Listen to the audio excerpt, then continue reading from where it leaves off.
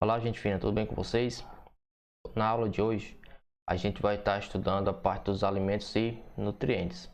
Então, esse é o material inicial que está lá no livro didático de vocês, tá ok?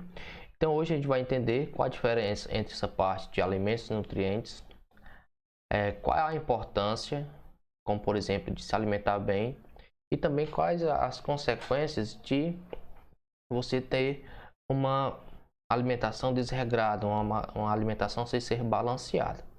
Então, se você fizer aqui uma análise da imagem, o alimento, né, é a vida do organismo, é a sua vida.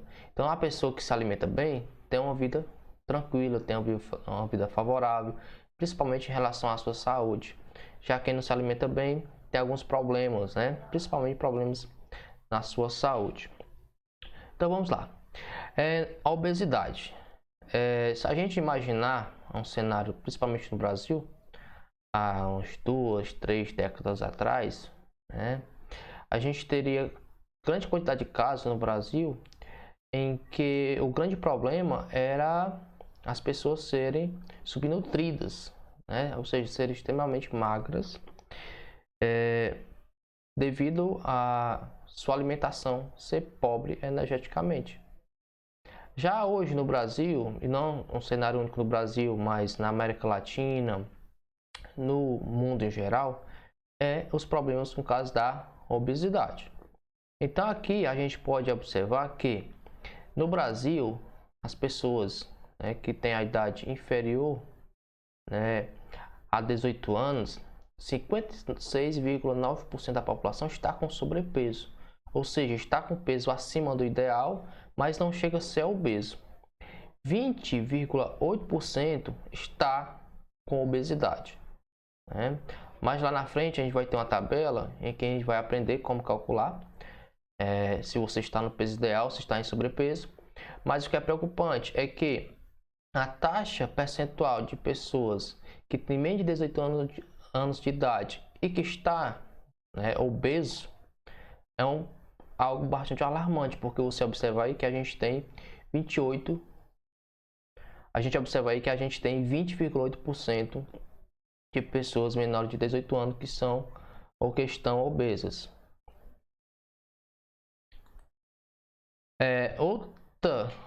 Outro fato importante e que requer grande atenção é o seguinte, que 72% das causas de mortes, né, são por doenças crônicas não transmissíveis, entre elas a obesidade. Porque no caso, a obesidade ela vai estar atrelada a muitos outros fatores, como por exemplo, uma pessoa obesa geralmente pode ter problemas cardiovasculares, pressão alta, pode ter problemas como por exemplo a diabetes, que é o excesso, né, de açúcar no sangue, como a glicose.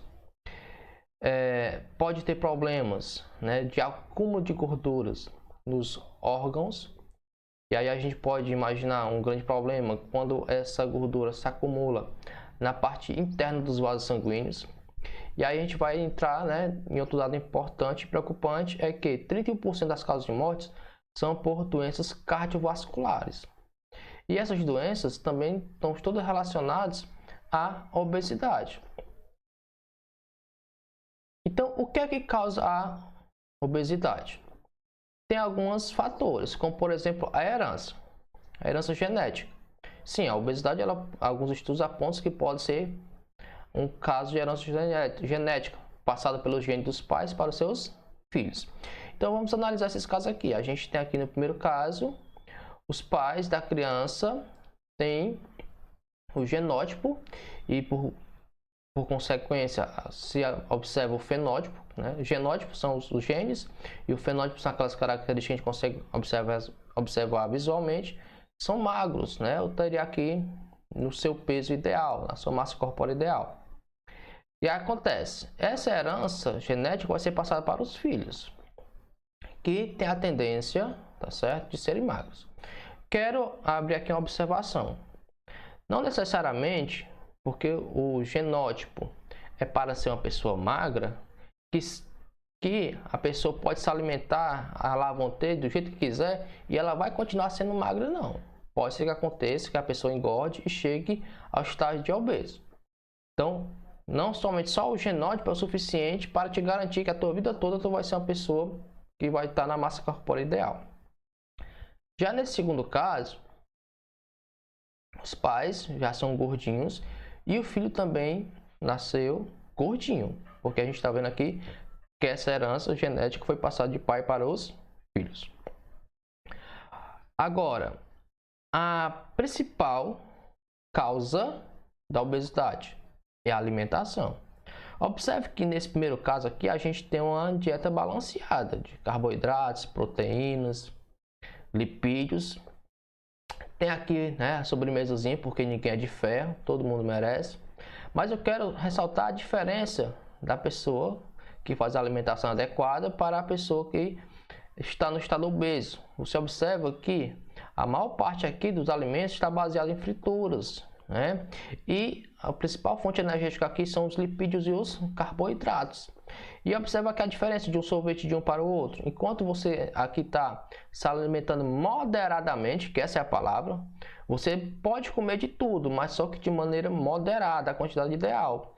Já aqui você observa o exagero na ingestão de alimentos ricos energeticamente, né, como lipídios e carboidratos, frituras principalmente, e vai gerar a pessoa com um sobrepeso. E o pior ainda é que as pessoas que se alimentam mal geralmente têm hábitos, né, que traz pouca movimentação, traz pouca atividade física. O que isso estimula, né, que o organismo acumule mais energia na forma de gordura, o que vai estar ocasionando a obesidade. Então é o ideal se alimentar, perfeito. Mas tem que ter também a parte da atividade física, que é para justamente você gastar esse excesso de energia que você está ingerindo. Lembrando, é importante a gente ingerir alimentos? Sim, é importante, porque a gente precisa de energia e de substâncias para reconstruir nosso organismo. Só que tem que ser na quantidade correta. Se essa quantidade for maior, o nosso organismo vai começar a guardar este excesso, né? Se preocupando que futuramente pode precisar. Esse processo vai fazer com que aumente a quantidade de gordura no corpo, ocasionando a obesidade. E a gente já viu ali que a obesidade está atrelada a grandes problemas na saúde. E aí, como é que a gente pode calcular, né, para saber se a pessoa está obesa ou não? Existe esse IMC, que é o Índice de Massa Corpórea. Como é que a gente faz para calcular? Você pega seu peso, né, em quilogramas, e multiplica pela sua altura, né, ao quadrado. Você vai pegar primeiro a sua altura e multiplica por ela novamente. Então, se você pegar aqui, por exemplo, a tabelazinha aqui, se ao calcular aqui o seu IMC, o valor der abaixo de 18,5, você está abaixo do peso, ou seja, você está subnutrido. Agora, se esse valor que você calcular aqui ficar entre 18,5 e 24,9, esse é o peso ideal, tá certo? Esse é o peso normal para o seu corpo. Se esse valor ultrapassar 24,9, né, chegar até 29,9, você está com sobrepeso, ou seja, você está com a massa acima do normal, do desejado, mas você ainda não está obeso. Agora, se você atingir a marca de 30 até 34,9, você está na obesidade de grau 1. Se for de 35 a 39,9, obesidade grau 2. E se você estiver acima de 40, você está na obesidade grau 3 ou mórbida. Aqui nesse caso aqui, são aquelas pessoas realmente que têm grande quantidade de sobrepeso, estão realmente muito gordas, e até a locomoção, que é um princípio básico do ser vivo, que é se locomover, vai ficar prejudicada. Para vocês terem noção, tem pessoas que não conseguem sequer se levantar da sua cama devido ao seu sobrepeso. Então, como é que a gente vai fazer para calcular? Eu vou calcular meu índice de massa corpórea, professor João Batista. Então, como é que vai ficar aqui nesse caso? A minha massa atual, né, que eu estou pesando, é 96 kg. A minha altura é 1,72 m, então é 1,72 que multiplica por 1,72. A gente coloca a nossa altura duas vezes e multiplica. Fazendo esse cálculo, né? Quando eu faço 1,72 vezes 1,72, vai dar 2,9584. Então, qual é o meu índice de massa corpórea fazendo a divisão desse valor de cima pelo valor de baixo? 32,45. Então, o que acontece? Onde é que eu estou enquadrado? Eu estou enquadrado na obesidade grau 1. Aqui, no caso, eu estou naquele processo em que tem que ter atenção, tá certo? Tem que ter atenção, porque você observa que estou muito próximo a sair do grau 1 para ir para o grau 2. E aí, por que desse valor, né? Por que eu estou nessa situação? Principalmente devido aos meus hábitos alimentares. Principalmente, não se alimentar de maneira correta, né? Não que eu faça grande exagero, né, em frituras, salgados, esse tipo de coisa, porque até não posso. Mas não se alimentar de maneira adequada e no momento correto, né? Infelizmente, pela agitação da vida da gente do dia a dia, acaba não se alimentando direito nos horários adequados e na quantidade ideal. Uma coisa importante é você se alimentar nos horários programados. Por quê? Porque quando você faz isso, você vai estar se alimentando apenas daquela quantidade ideal, na quantidade necessária. E quando você passa longos períodos de tempo sem se alimentar, o que vai acontecer? Quando você vai se alimentar, você alimenta a quantidade maior do que seria o necessário, tá certo? E como o organismo entende que você tem um tráfego de alimentação muito longo e inconstante, ele vai querer armazenar energia para evitar que você passe por necessidade energética. Então isso leva ao engordar, também atrelado à falta de exercício físico. Então, qual a importância dos alimentos? Se você analisar esses 5 pratos que tem aqui, qual é aquele prato que mais lhe agrada, aquele prato que você come mesmo com vontade? Geralmente as pessoas vão apontar salgados, uma macarronadazinha que é show de bola, um churrascozinho, né? Mas poucas pessoas estão afim de uma saladazinha, um arrozinho com feijão, uma carnezinha, ou mesmo frutas. Então, saladas e frutas, né, são principalmente dois alimentos que fogem bastante da mesa do brasileiro. Geralmente está mais esses alimentos que são mais ricos caloricamente, né, fonte de carboidrato, fonte de lipídios. Então, é esse tipo de alimentação que acaba levando as pessoas a entrarem no estado de obesidade, né? Então, por que se alimentamos? Muitas pessoas vão dizer que é para matar a fome. Mas será que realmente nos alimentamos para matar a fome? Será que a gente realmente se alimenta da maneira correta? Será que todo alimento que a gente ingere é realmente importante para o funcionamento do nosso organismo? Um dos fatores, né, que a gente se alimenta é devido à necessidade da fonte de energia. Se a gente fizer um paralelo, uma televisão, um rádio, né, ou ela só vai funcionar se estiver ligada a uma fonte de energia diretamente, seja energia elétrica ou seja a energia gerada por pilhas ou baterias. Então, a nossa fonte energética está onde? Dos alimentos que ingerimos. Esse alimento, além de fonte energética, também tem a função de crescimento e manutenção do organismo.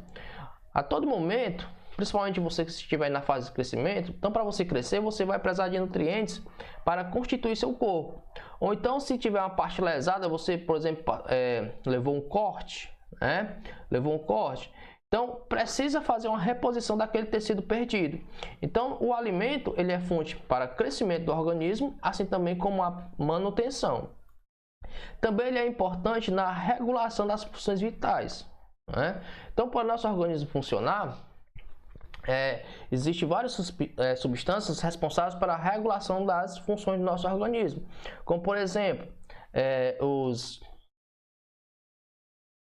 hormônios, né, que são responsáveis pela transmissão de informações. A gente pode citar como exemplos proteínas importantes como a hemoglobina, que carrega o gás oxigênio. A gente pode citar também a insulina, né, que é responsável pelo carregamento de açúcares. Então, existem as enzimas que participam do processo digestório. Então, tem vários exemplos que está relacionado às funções vitais dos organismos. As vitaminas e sais minerais, que também são muito importantes no funcionamento do nosso organismo. Então, os alimentos, eles são fontes justamente desses nutrientes que são essenciais tanto para a parte da estrutura, a formação do próprio organismo, o crescimento e a regulação dessas funções vitais.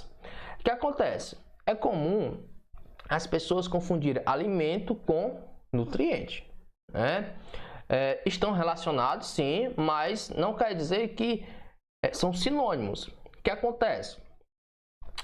Os nutrientes estão contidos no alimento, só que alimento não é apenas nutrientes. Então vai ficar mais claro agora. Então o que seria alimento? É a matéria-prima ingerida, fonte de nutrientes e não nutrientes. Então veja que além dos nutrientes, nos alimentos também existe uma parte que não é nutriente.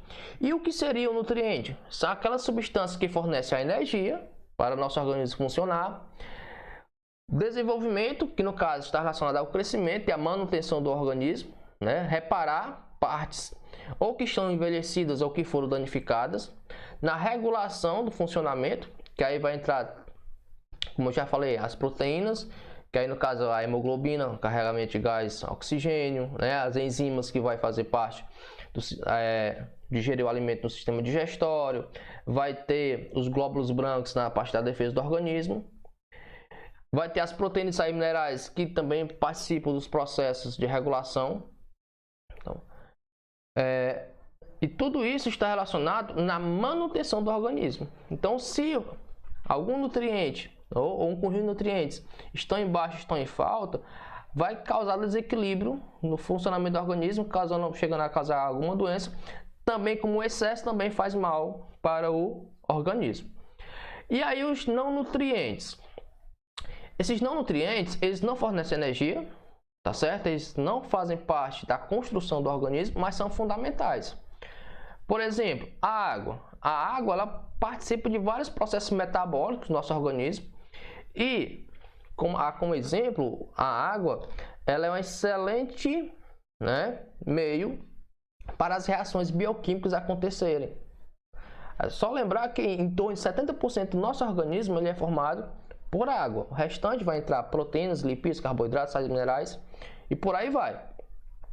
E outro alimento bastante importante que são a parte das fibras alimentares. As fibras alimentares, elas não são digeridas, mas elas são importantes para facilitar a absorção dos demais nutrientes. Ela é um não nutriente e ela é essencial para facilitar essa absorção, porque como ela não é digerida, ela acaba retardando o processo da passagem do alimento.